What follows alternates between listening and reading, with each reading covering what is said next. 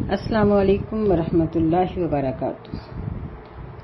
آج ہم سورہ القیامہ پڑھیں گے۔ سورۃ القیامۃ مکیہ، یہ سورت مکی ہے، نبی صلی اللہ علیہ وسلم پر مکہ کے زمانہ میں نازل ہوئی۔ اس کی 40 آیات ہیں اور 2 رکوع۔ یہ ترتیب کے لحاظ سے 75 نمبر پر ہے اور نازل ہونے کے حساب سے یہ سورہ مبارکہ 31 نمبر پر ہے۔ قیامہ کا مطلب ہوتا ہے قیام، قائم ہونا، کھڑا ہونا، یعنی دفعتاً کھڑے ہونا، یکدم کسی چیز کا قائم ہو جانا۔ یہاں یہ لفظ تنبیہاً ذکر کیا گیا ہے کہ قیامت کا واقعہ ہونا دفعتاً ہوگا، یکدم ہوگا، جس میں کسی کو کوئی مہلت نہیں ملے گی اور نہ ہی کوئی اس سے بچ کر کہیں جا سکے گا۔ اعوذ باللہ السمیع العلیم من الشیطان الرجیم، بسم اللہ الرحمن الرحیم۔ لا اقسم بیوم القیامہ، نہیں، میں قیامت کے دن کی قسم کھاتا ہوں۔ ولا اقسم بالنفس اللوامہ، اور نہیں، میں ملامت کرنے والے نفس کی قسم کھاتا ہوں۔ یہاں بھی اور قرآن مجید میں دیگر مقامات پر بھی لفظ لا کے ساتھ اللہ تعالیٰ نے قسمیہ الفاظ ذکر کیے ہیں۔ یہ لا زائدہ نہیں ہے، بلکہ اس کا معنی اور مفہوم یہ ہے کہ پیچھے جو تذکرہ ہو رہا ہے یہ اس کی نفی کرتا ہے، یعنی کفار مکہ کا جو نظریہ ہے کہ قیامت قائم نہیں ہوگی اور حساب و کتاب نہیں ہوگا، اس سورہ مبارکہ میں اس چیز کی نفی کی گئی ہے کہ نہیں، کفار کا جو عقیدہ ہے، ان کا جو کہنا ہے وہ غلط ہے، وہ ٹھیک نہیں ہے۔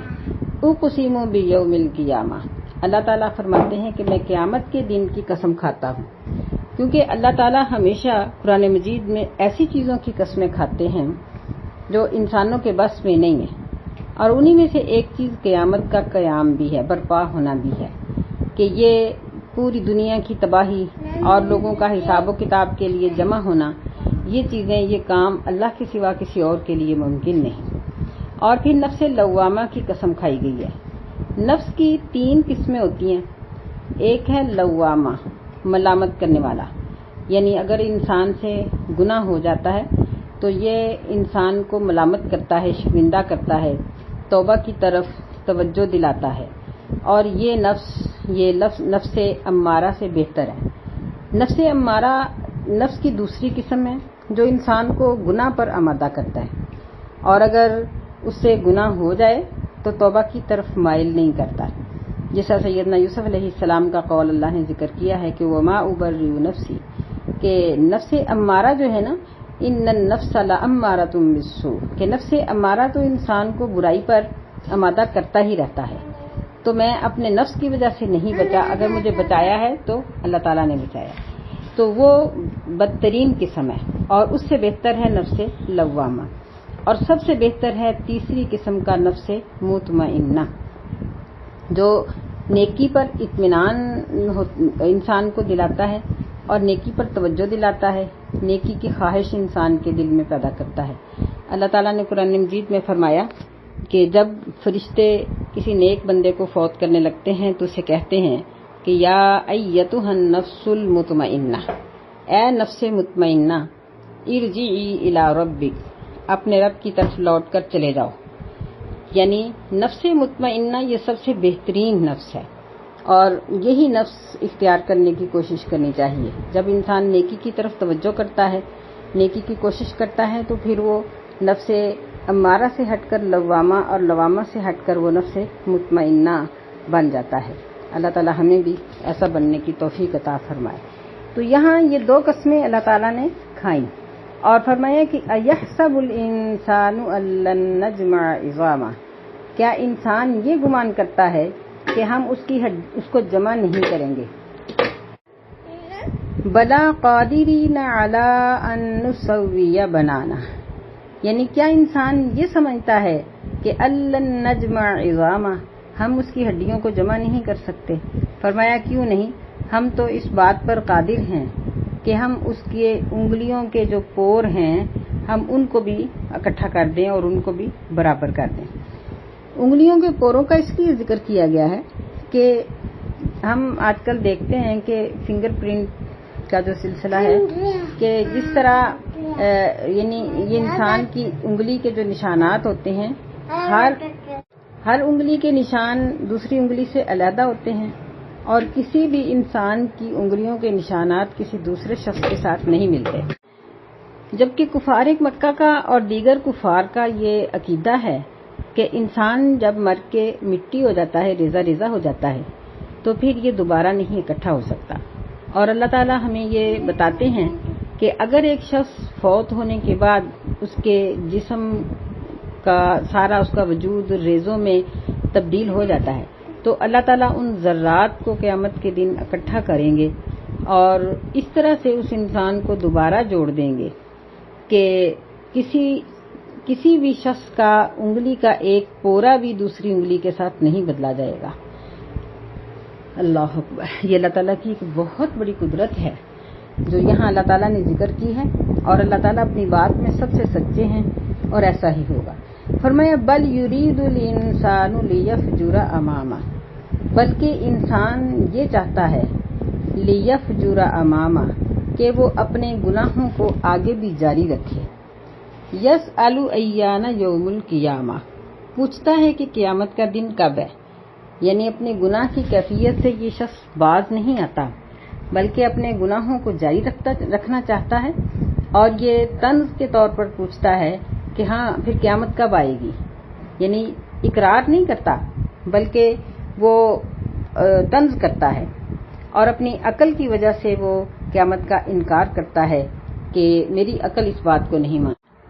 اور اس کا دوسرا مفہوم یہ ہے کہ جب یہ شخص قیامت کا منکر ہے اور اپنے گناہوں کو چھوڑنے پر آمادہ نہیں ہے تو گویا اس نے عقل کی وجہ سے قیامت کا انکار نہیں کیا بلکہ اپنی ہوس کی وجہ سے، اس کی ہوس نے اس کو اندھا کر دیا ہے، اور وہ قیامت کی تیاری میں وہ اپنی خواہشات کو چھوڑنا پسند نہیں کرتا، اس لیے وہ طنزاً پوچھتا ہے کہ قیامت کب قائم ہوگی۔ اللہ تعالیٰ نے فرمایا فَإِذَا بَرِقَ الْبَصَرُ، پس جب آنکھ پتھرا جائے گی، وَخَسَفَ الْقَمَرُ، اور چاند گہنا جائے گا، وَجُمِعَ الشَّمْسُ وَالْقَمَرُ، اور سورج اور چاند کو اکٹھا کر دیا جائے گا، یقول الانسان یومئذ این المفر، تو انسان کہے گا اس دن کہ آج کہاں بھاگ کر جانا ہے، یعنی بھاگ کر جانے کی کوئی جگہ ہے، یعنی اللہ تعالیٰ نے اس کو یہ نہیں بتایا کہ قیامت کب آئے گی، اس کے سوال کا یہ جواب نہیں دیا بلکہ اس کی علامات کا ذکر کیا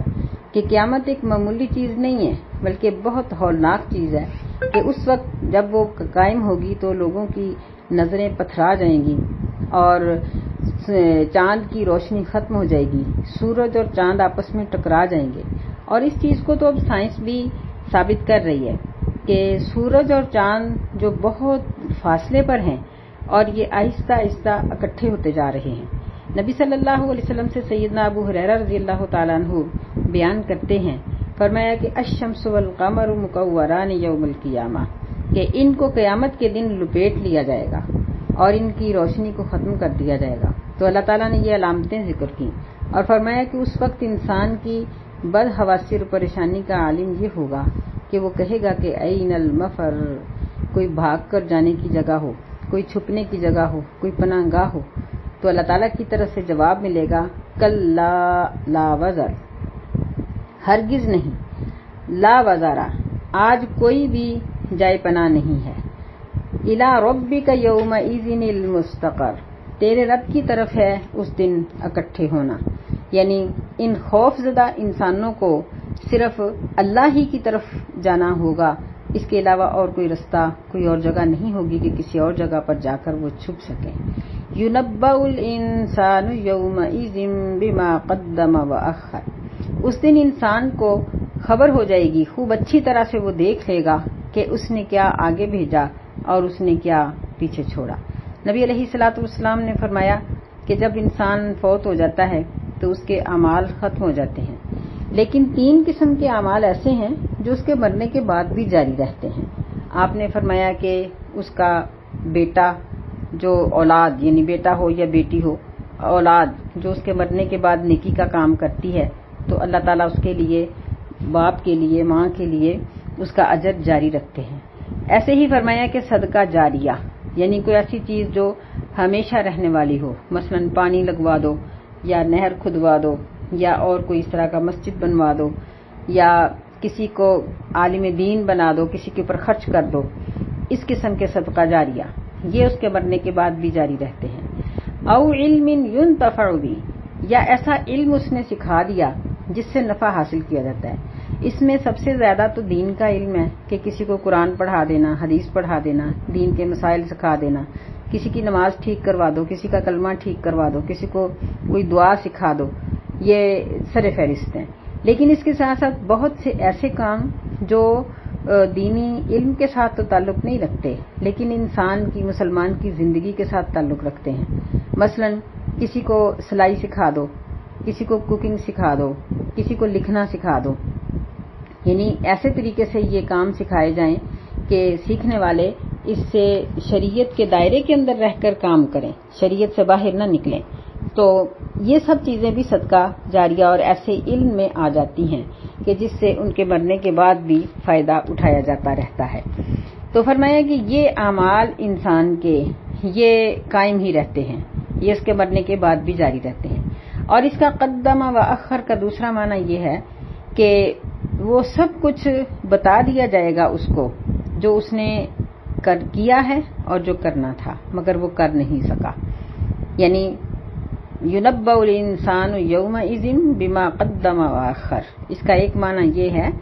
کہ انسان کو مرنے کے بعد سب کچھ بتا دیا جائے گا کہ تم کیا کر کے آئے ہو اور کیا کرنا چاہتے تھے لیکن کر نہیں سکے۔ اس کا ایک تیسرا معنی بھی ہے اور وہ یہ ہے کہ جو کچھ اس نے پہلے وقت میں کیا اور جو کچھ اس نے بعد کے وقت میں کیا سب تاریخ اور وقت کے لحاظ سے اس کو بتا دیا جائے گا۔ استغفر اللہ۔ بل الانسان علی نفسہ بصیرہ،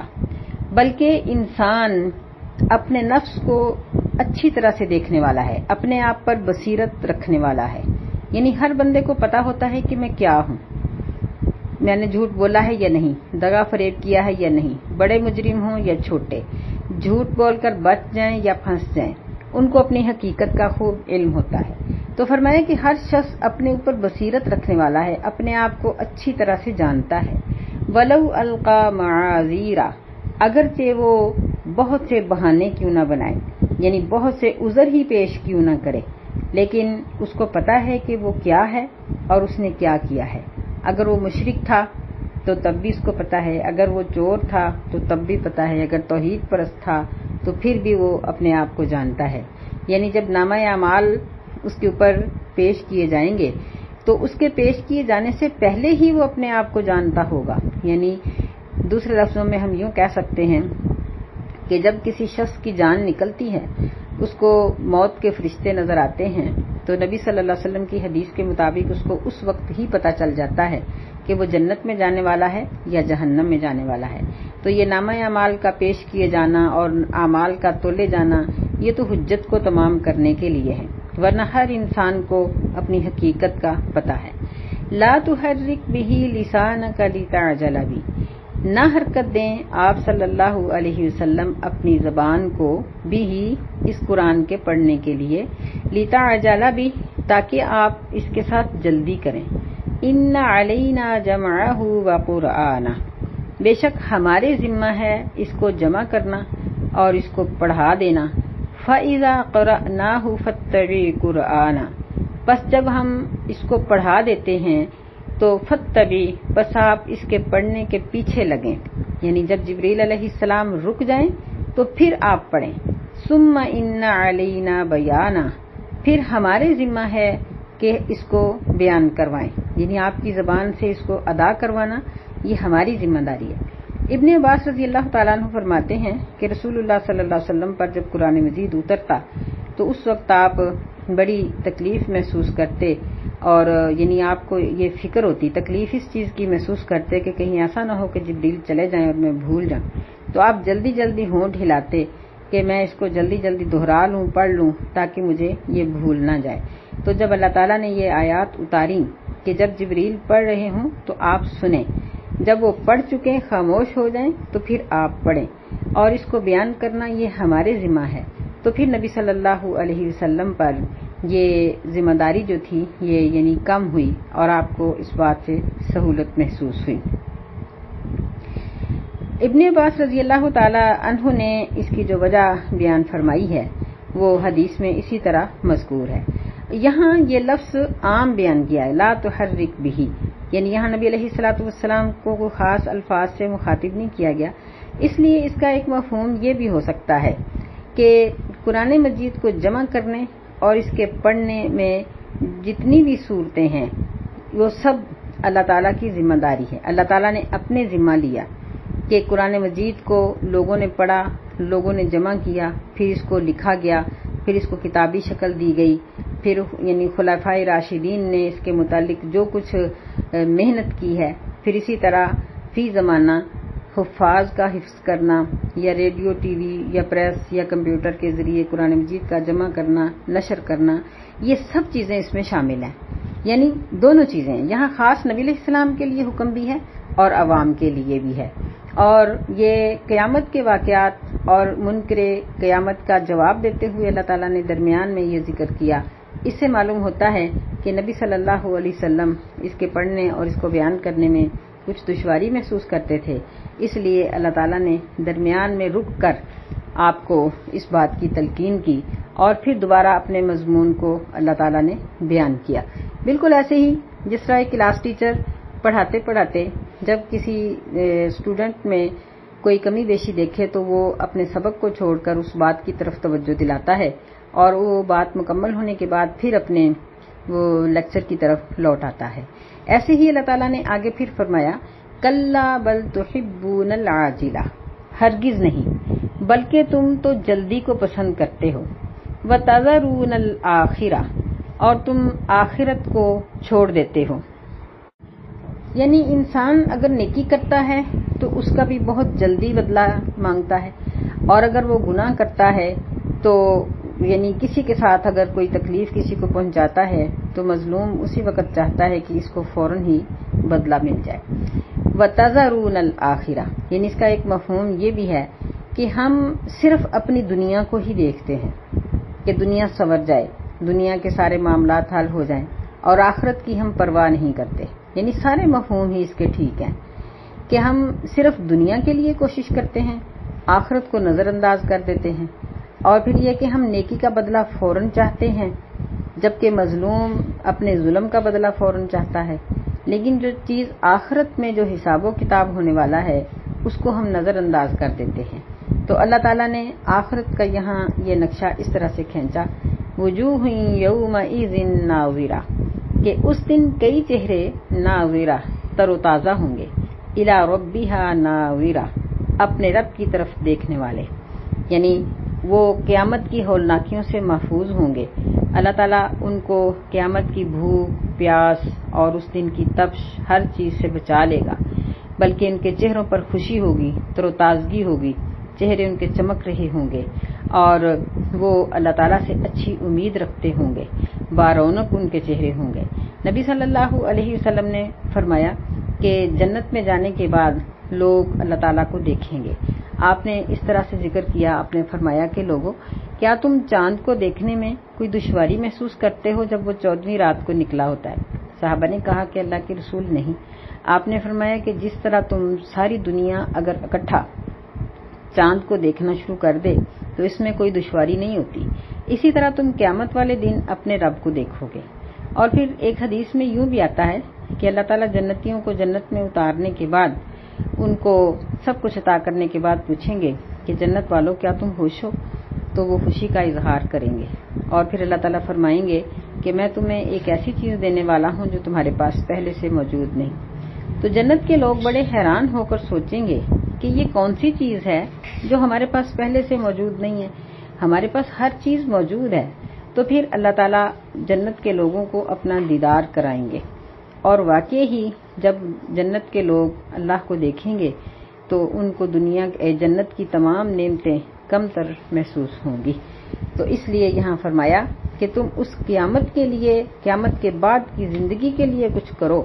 جب کچھ کرنے والوں کی کیفیت یہ ہوگی کہ وہ اتنی ہولناکی کے باوجود تر و تازہ ہوں گے،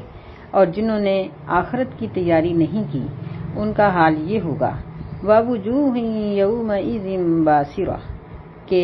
کچھ چہرے یا کئی چہرے اس دن بگڑے ہوئے ہوں گے، بوسیدہ ہوں گے، وہ مرجھائے ہوئے ہوں گے، یعنی پریشانی ان کے چہروں سے ٹپک رہی ہوگی۔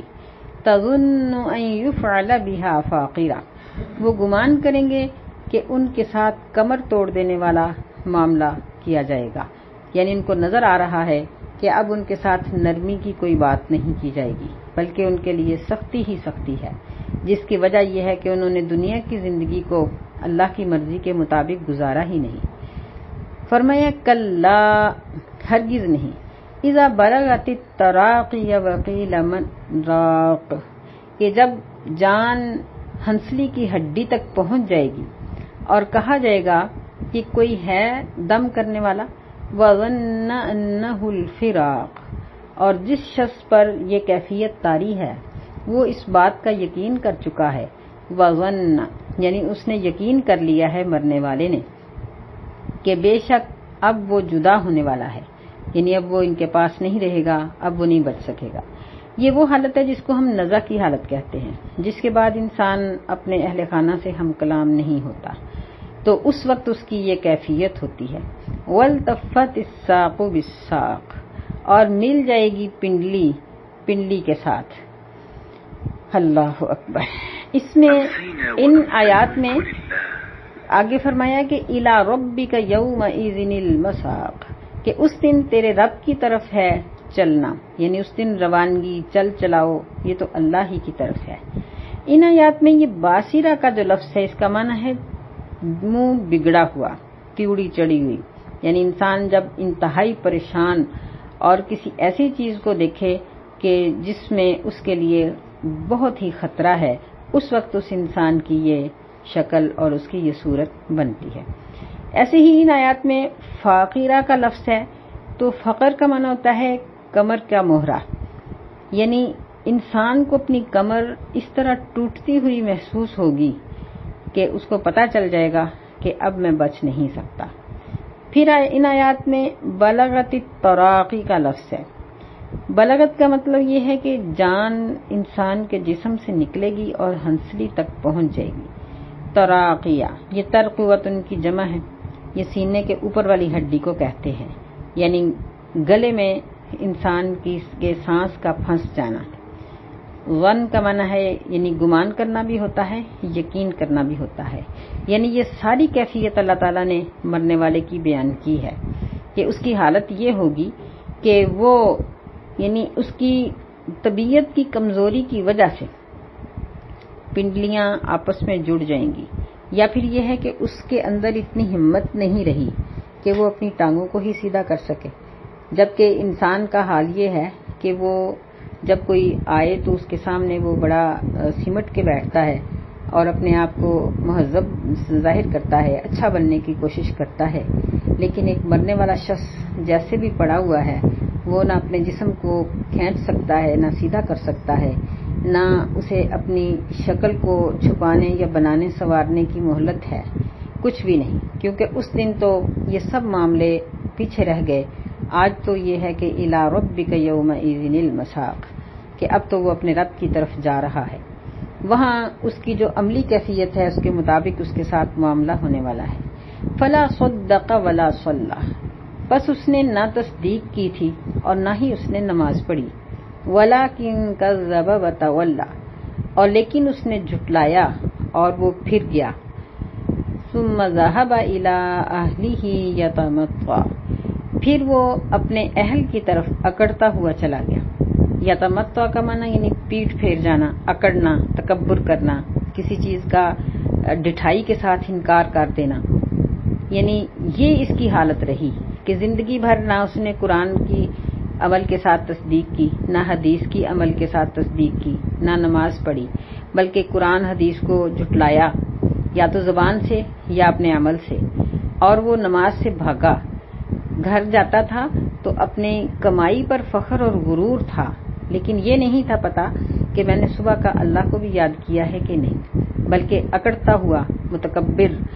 ہم یعنی اس وقت میں اگر ان تاجروں کا تصور ذہن میں رکھیں جو شام کو بڑے یعنی جیبیں بھر کے اور بڑے لدے ہوئے اور بڑے سامان خرید کر اپنے اہل خانہ کی طرف بڑے اکڑ اور تکبر کے ساتھ جاتے ہیں،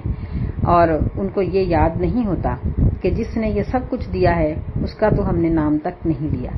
اللہ فرماتے ہیں اولا لک فاولا، ہلاکت ہے تیرے لیے پس ہلاکت ہے،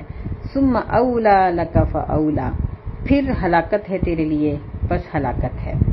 یعنی یہی مردوں کا حال ہے اور یہی عورتوں کا کہ سارا دن گھر سجایا، بچوں کو سجایا سنوارا، اپنے آپ کو سنوارا، میک اپ، لباس، ہر چیز پر نظر رکھی، کھانے تیار کیے، خوشبوئیں بکھیری، لیکن یہ نہیں دیکھا کہ اگر ابھی موت آ گئی تو اس کے لیے میری تیاری کیا ہے۔ یہ نہیں دیکھا کہ میں نے صبح کی نماز بھی پڑھی، سارے دن کی نمازیں پڑھی یا نہیں پڑھی، میں نے کہاں کہاں سچ بولا، کیا کیا میں نے گناہ کیے، نہیں۔ اللہ فرماتے ہیں کہ ایسے انسان کے لیے ہلاکت ہی ہو سکتی ہے۔ یہاں اولا کا معنی ہلاکت بھی ہے اور اس کا یہ معنی بھی ہے کہ تم اسی کے لائق تھے، اولا لک فاولا، یعنی تم اسی کے لائق تھے، اسی کے لائق تھے، پھر تمہارا یہی حق تھا، تمہارا یہی مقام و مرتبہ تھا، دونوں معنی۔ یعنی اس کا معنی لائق ہونا بھی ہے، اس کا معنی خرابی بھی ہے۔ اولا کا معنی افسوس اور ہلاکت بھی ہوتا ہے، اور اولا کا معنی عربی زبان میں ویل لک بھی کیا گیا ہے کہ یعنی تیرے لیے افسوس ہے۔ تو یہاں سارے ہی معنی اس کے ٹھیک ہیں، جو بھی معنی کر لیا جائے، کہ ایسا شخص جو ہے وہ کسی یعنی کامیابی کا حقدار تو ہوتا نہیں، یہ ہلاکت کا حقدار ہے، اور اس کے ساتھ جو اب سلوک کیا جائے گا یہ اسی کا حقدار تھا۔ اَيَحْسَبُ الْإِنسَانُ أَن يُتْرَكَ سُدًى، کیا انسان یہ گمان کرتا تھا کہ اس کو بغیر پوچھے ہی چھوڑ دیا جائے گا؟